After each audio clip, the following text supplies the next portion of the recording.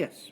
You spoke in your evidence about the fact that the helpline doesn't have very many calls from people from Wales. What about Northern Ireland? Even fewer. It's very, very unusual for us to hear from anybody over there, very sadly, and indeed Ireland.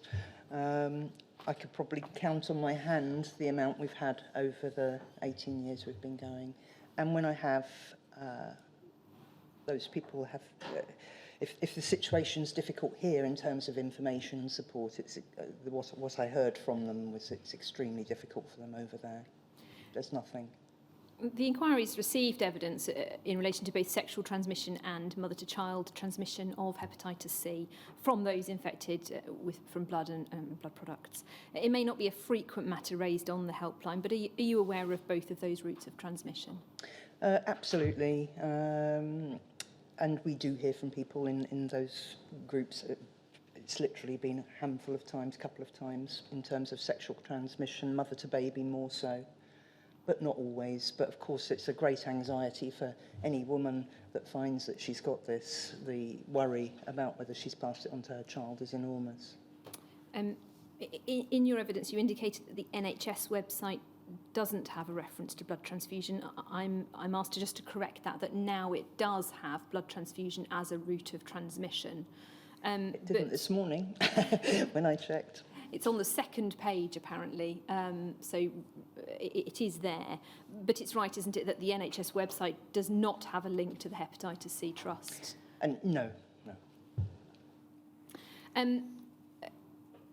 I'm asked to ask you about the GP campaign with drug users and the work of the Hepatitis C Trust in that regard, and the impact of that. Sorry, with the drug campaign? The GP campaign with drug users. I'm not sure exactly what you're referring to there, Sarah. It may be because it's more my colleague's area.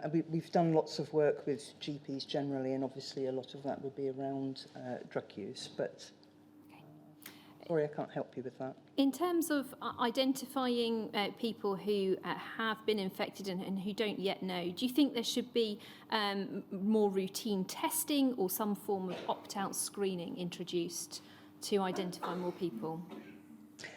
Yes, I think there's so many opportunities that could be taken to, starting, just simply with the question, have you ever had a blood transfusion, would be helpful, because then a discussion could be made if that person had and they could be offered a test. There's lots of different sort of milestones that people might reach, regular screenings, bowel screening, breast screening, wellness checks, NHS wellness checks where the test could be offered or the discussion could be had around whether to get that person tested if they've been at risk of anything. It just seems that it's never mentioned, it's never thought of, it's never considered, it's never included, and generally speaking, the general public would be aware of it.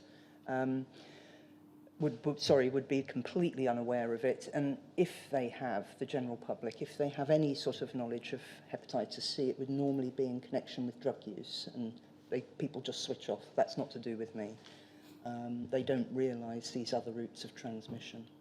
And is there a common misunderstanding amongst those who are phoning, who are recently diagnosed, that they should or would have been routinely tested for hepatitis C at some point in the past?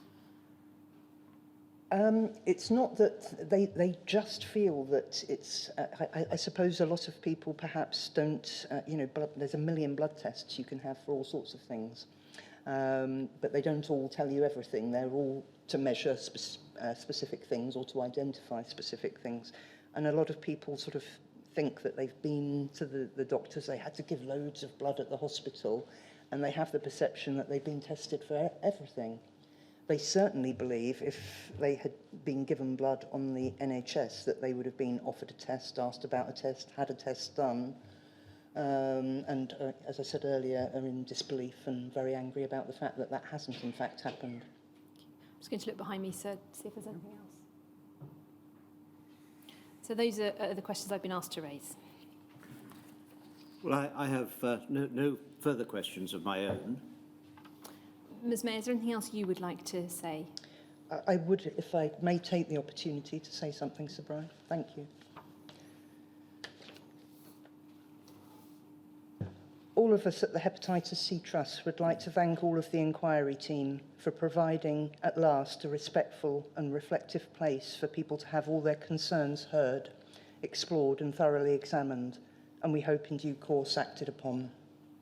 Previous hopes raised by the investigations for both the Archer report and the Penrose inquiry for the infected blood community were dashed and considered a whitewash. It has been another scandal that it has taken this long to revisit. We would like to pay tribute to all those who lost their lives as a result of this terrible illness, many of whom were campaigners or acted in a supporting role for their community, and also to the survivors and all the others affected who have shared their stories, their very personal stories, so openly.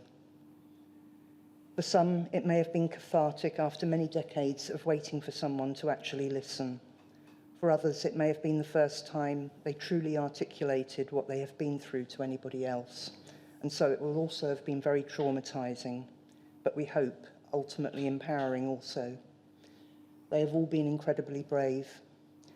This is in part because aside from the investigations and examinations of the evidence, the inquiry has provided a place of safety and sensitivity where people have been able to meet with each other, learn, understand, network, and build an even stronger community, as well as having the chance to feel better supported and understood by one another. Personally, I have learned so much, in particular about the very specific and very disturbing issues faced by those in the haemophilia community who have persistently, despite often overwhelming odds and great losses along the way, have never faltered with their voice and continued to campaign and fight for justice over so many decades. It has also been incredible to see the whole blood community and those with other bleeding disorders like sickle cell and thalassemia come together with their own voice to join forces alongside them. And it's so important because so many of the problems caused have been collectively faced. But despite these many similarities, each person has also had their very own distinct experience affecting every part of their lives and that of their families over many decades as a result of they or their loved ones being given infected blood or blood products. At the preliminary hearings, I talked about one of the first campaigners I had the pleasure to know, Annie Walker from Norwich Hep C Support Group, who did so much to raise awareness of hepatitis C and support people particularly, but never only, for the whole blood community. She started a website, a wonderful support group, and was always willing to speak to the media to make people aware of the risk of infected blood. Her voice would have added such great value here. It has been so good to see her baton picked up by others across the UK over the years who are also willing to take a stand and speak out, not least by Michelle Tolley and her group, Contaminated Whole Blood UK.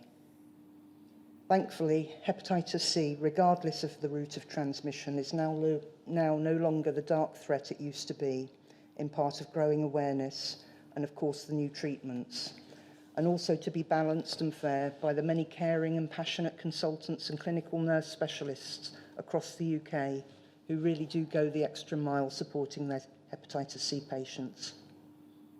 However, I believe the real change is also in large part due to the incredible number of what I would call peers, fellow patients who have given their time in numerous ways, often voluntarily, and in the case of those in the infected blood community, often over many decades. Whether campaigning or supporting others, either as individuals or as part of smaller groups across the UK, or organisations like ourselves, led by people with hepatitis C, there is no doubt that as a result of our common experiences living with this illness, all of us have a mutual understanding of the issues and a shared passion to try and address it in whatever ways we can to hopefully make it better for others. Our hope now is that nobody else will die as a result of this tragedy all those decades ago by finding out about their infection too late through a general lack of awareness, and that soon hepatitis C will be eliminated in the UK. Therefore, I truly hope that those who may have been at risk from blood transfusions or blood products all those years ago are identified swiftly and have all the care, information and support they need to be tested and treated as soon as possible before life-threatening complications arise, and the opportunity is not missed for their number to be counted in all of this, and the true scale of this scandal can be established. Thank you. Well, thank you. Although you've been here in your personal capacity, you, in one sense, represent the Hepatitis C Trust. And you might just like to know that long before people found comfort or the sense of being listened to and respect here, what I have picked up in witness statements, it's a matter of fact. People can see those that have been disclosed, and they will see those that have yet to be disclosed. A lot of people report that they have had great support from the Hepatitis C Trust, from the helpline in particular, because they've really been their point of contact. But they speak of, I think universally, in glowing terms of the Hepatitis C Trust. And in this inquiry, speaking universally well of something is something to be valued and remarked upon. So thank you again for reflecting that in what you've said. Thank you, Sir Brian.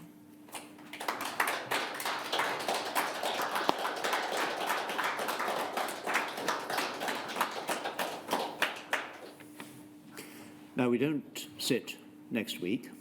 No, we sit again on Tuesday, the 15th of March, when there'll be a presentation by Council to the inquiry about self-sufficiency and domestic production of blood products in England and Wales. And there will be presentations, I think, all that week. Indeed.